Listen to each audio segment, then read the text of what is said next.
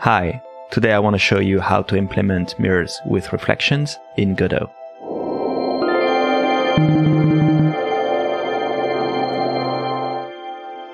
So I have this project set up here with this small scene and this character. This character is in its own scene. It's a character body 2D with a sprite collision shape and an animation player and animation tree for the idle and walk animations. Okay, so now let's create the mirror object itself. This is just going to be a node 2D. I'm going to call it mirror. And I will add a sprite to it, move it as a child of the mirror, and place it where it needs to be. Okay, now I will move that somewhere around here maybe. For the reflection, I will now add a sprite. This time it's going to be the same sprite as the one I'm using for the character.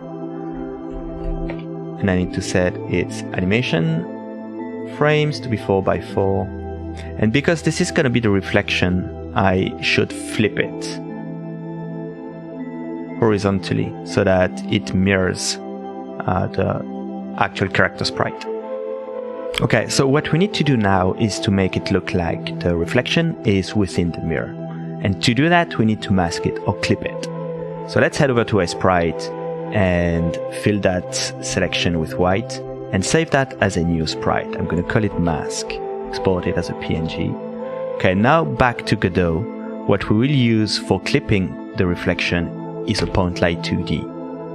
I'm going to call it mask and use the new PNG as the texture of the light.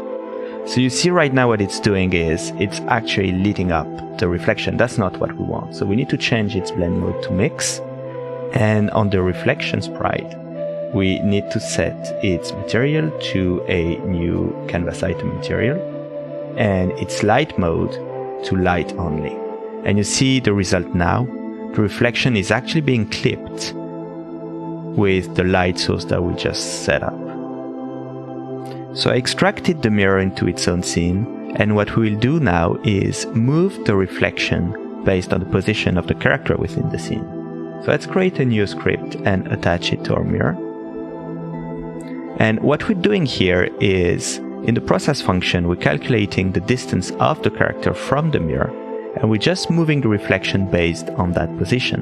So on the x-axis, we want the reflection to always have the same x position as the character, but on the y-axis, we want it to move up as we get further away from the mirror. So if we go back to our scene now, we need to set the character here in the mirror.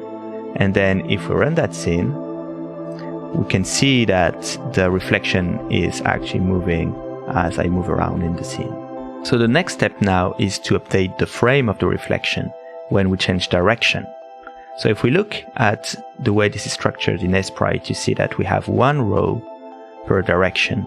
So what we need to do is, if we're looking down, so on the first row, we need to return the frame +4. Same for the third row here, we need to return the frame +4. Otherwise, if we're on the second or fourth row, we need to return the frame -4. Okay, so back to Godot here. So I just extracted this code to move the reflection's position into its own method. And I made this new method to update the frame by calling getMirroredFrame on the character. There's this new method here, getMirroredFrame, and this does exactly what we just looked at in sprite. If I'm on the first or third row, then I return frame +4. Otherwise, I return frame -4. So we can run this now. So it does exactly what it's supposed to do, and the frame is updated as well as the position now. The last bit that we can do now is to fade out the reflection when I move further away from the mirror. And this is totally optional, but I just think it looks good. So I just created this method here, update reflection opacity, and all it does is change the alpha channel of the reflection to be 1.0, so full opacity minus the distance, times a factor. And the factor here is set to 0.02, but of course you can change it to whatever looks good for you. So let's run the scene again and see what it feels like. Okay, so as you can see, when I move away, the reflection fades out and it really feels like I'm moving away from the mirror. That's it for today. I hope you enjoyed the tutorial. If you did, consider subscribing. Thanks for watching and see you next time. Take care.